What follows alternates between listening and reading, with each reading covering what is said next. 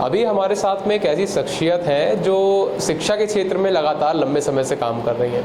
आपका नाम अर्पित नेमा है और भाई साहब पहले तो आप हमारी जनता को अपना परिचय दें थोड़ा। मैं अर्पित नेमा हूँ। मैं जबलपुर शहर से रहने वाला हूँ और विगत 5-6 वर्षों से शिक्षा क्षेत्र में काम कर रहा हूँ। हमारे विभिन्न शिक्षण संस्थान यहाँ पर चलते हैं और साथ में हम कोशिश करते हैं कि युवाओं को शिक्षा और रोजगार के क्षेत्र में नवाचार से प्रेरित कर सकें। जी, तो इसके अलावा हम देखें तो अभी कौन सी ऐसी शिक्षा को लेकर के अभी हम आपसे बात कर रहे चुकी, तो शिक्षा को लेकर के अभी ऐसी कौन सी चीज़ें हैं, कौन से नए आयाम हैं जो सरकार के द्वारा चल रहे हैं और जिस पर आपको लगता है कि हाँ ये इन चीज़ों का प्रचार प्रसार भी होना चाहिए? देखिए, अगर मैं मुख्यतः बात करूँ तो जो अपने शहर का ट्रेंड है, जो हमारा यूथ अपनी पढ़ाई पूरी करने के बाद में जो नौकरी की तरफ जाता है, या आपने देखा होगा कि बहुत सारे लोग सरकारी नौकरियों की तैयारी करते हैं। तो मेरा कहने का तात्पर्य ये है कि जो सरकार की योजनाएं चल रही हैं, देशव्यापी चीज़ों को अपने मद्देनज़र रखते हुए उन पर युवाओं को फोकस करना चाहिए। जैसे कि जो एंटरप्रेन्योरशिप के लिए जो योजनाएं सरकार ने चलाई हैं, मेरा ये कहने का बिल्कुल भी मतलब नहीं है कि नौकरियां बेकार होती हैं या फिर सरकारी नौकरियां हो गई या फिर कोई भी नौकरी हो गई उस तरफ यूथ ना जाए। बट सरकार जो फंड या फिर योजनाएं एंटरप्रेन्योरशिप के लिए चला रही है, स्वरोजगार के लिए चला रही है, उद्यमिता के लिए चला रही है, उसका विकास और उस कौशल का विकास युवाओं में होना चाहिए। और चूँकि हम लगभग 150 करोड़ हिंदुस्तान में जनसंख्या है हमारी, तो उसके मद्देनज़र ये संभव नहीं है सरकार के लिए कि सभी के लिए नौकरियां सृजित करी जा सकें।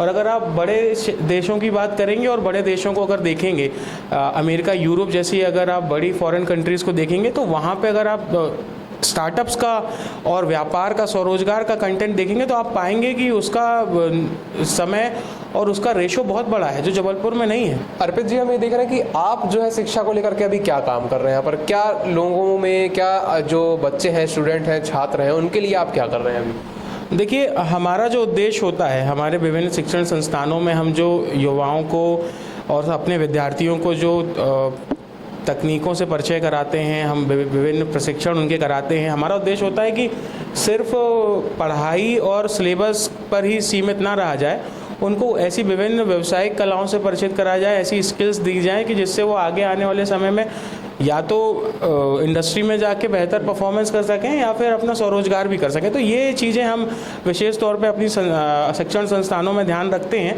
और साथ में जो मैं आपको और बताना चाहूँगा, जो हमारी स्वयंसेवी संस्था है, आह्वान फाउंडेशन करके हमारी स्वयंसेवी संस्था है, तो उसके माध्यम से हम युवाओं की सहायता करते हैं शिक्षा एवं स्वरोजगार की तरफ एवं रोजगार की तरफ भी बेहतर और आधुनिकीकरण की और उनकी प्रयासों को ले जाने की।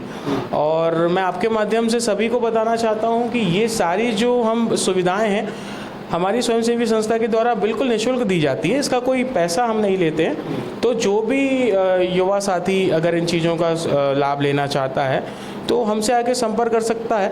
और आपके माध्यम से मैं अपने संस्था का परिचय और अपनी संस्था के जो भी कॉन्टैक्ट डिटेल्स हैं वो भी मैं शेयर करा दूंगा, तो व्यक्ति आकर हमसे निःशुल्क सहायता ले सकता है।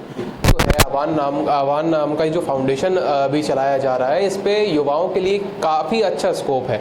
यहाँ पर आप निःशुल्क सारी व्यवस्थाओं का लाभ ले सकते हैं, बस आपको यहाँ पर संपर्क करने की ज़रूरत है। उन सभी चीज़ों की डिटेल, ये कहाँ पर स्थित है क्या नहीं, हम सब आपको डिस्क्रिप्शन में दे देंगे।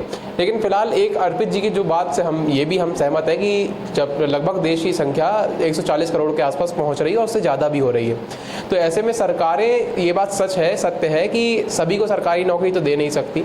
अब इसीलिए जो है कहीं ना कहीं युवाओं को खुद अपने पैरों पे खड़े होने के लिए आगे बढ़ना पड़ेगा और खुद से ही कुछ बिजनेस शुरू करने पड़ेंगे या फिर जो भी प्रक्रिया करनी पड़ेगी, उसके लिए आप जो है काफ़ी सक्रिय हैं शिक्षा के क्षेत्र में। और साथ में ही अगर युवाओं की मदद करना चाह रहे हैं तो मुझे लगता है कि युवाओं को भी आपके साथ में जुड़ना चाहिए और आपके फाउंडेशन के साथ में जुड़ना चाहिए।